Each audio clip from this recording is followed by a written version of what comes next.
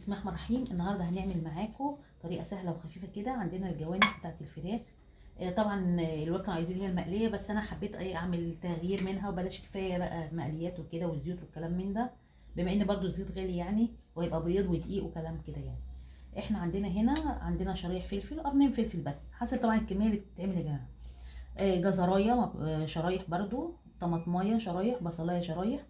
عندنا هنا توابل جنزبيل، كركم معلقه صغيره، معلقه فلفل صغيره او رشه فلفل بسيطه حسب يعني اللي بيحب او ما بيحبوش عامه، معلقه ملح، معلقه توابل فراخ، زر الورد. هنا طبعا التوابل دي كلها، وعندنا طبعا الطاسه الصغيره او الصينيه الصغيره حطينا فيها معلقه سمنه، ممكن زيت برضو مفيش مشكله. احنا هنا هنحط التوابل كلها على بعضها ونقلبها. ورجعت لكم تاني، احنا هنا قلبنا التوابل مع بعضها اهيت. معانا عصره ليمون، نص ليمونه، عصره بسيطه خالص. ممكن معلقه خل لو مفيش ليمون، او اللي مش حابب الليمون ممكن معلقه خل. نقلبه كده مع بعضه. وهنبدا ايه هنا، هننزل بقى البصل جزء منه كده، نفرده في الصينيه.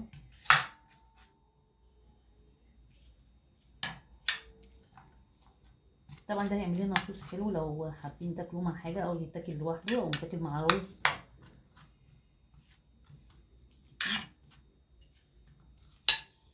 هنبدا جزء من الفلفل برضو،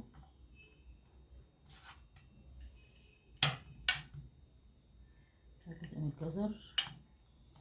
طبعا نبدا نوزعه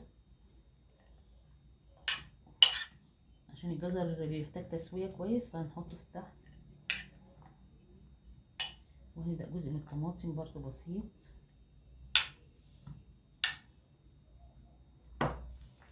كده. وهنبدا نحط شويه توابل صغيرين.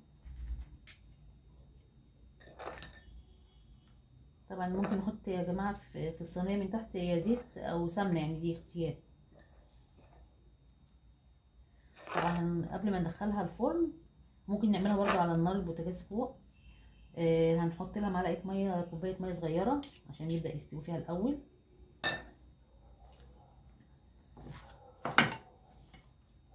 نحط معلقه هنا، ننزله كده. هنبقى غاسلينه وعاملينه بعصير ليمون ورشه جنزبيل كده، بتخليش في ريحه في الفراخ عموما.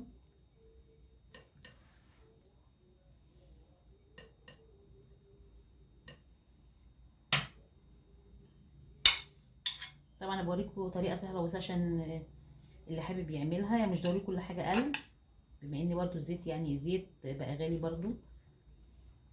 ودي افضل يعني، دي من ناحيه الصحيه، دي صحيه اكتر يعني.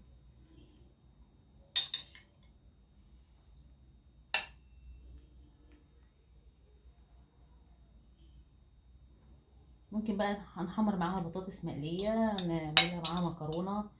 لو في رز عشان الصوص بتاعها، لو حبينا ممكن الصوص ده يبقى عليه ما يستوي. ممكن ناخده نفرمه لو سايبين فيه عصير ميه، الصلصه بتاعته او الصوص بتاعه يعني.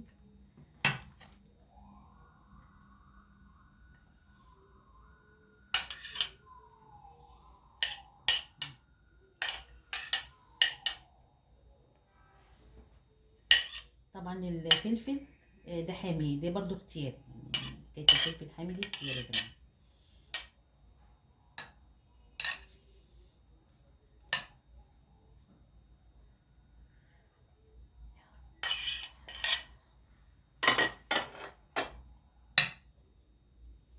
نبدا نحط هنا بقى ايه بقيه التوابل.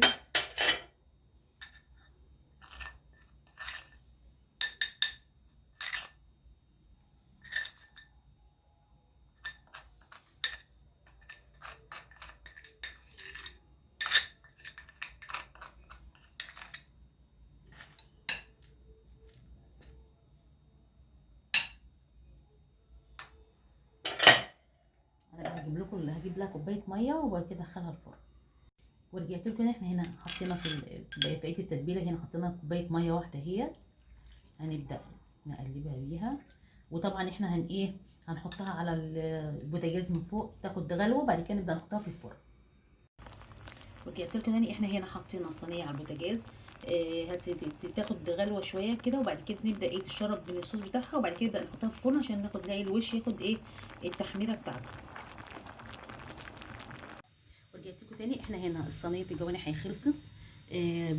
فيها الصوص طبعا، اللي حابب يشيل الصوص يفرمه ممكن، اللي حابب ياكله كده. هي فيها كميه صوص لسه يعني ما اتشربتهاش كلها.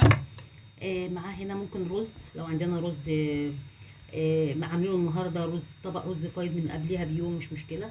مع بطاطس محمره. ولو عجبكم الفيديو لايك وشير وسبسكرايب، والهنا والشفا.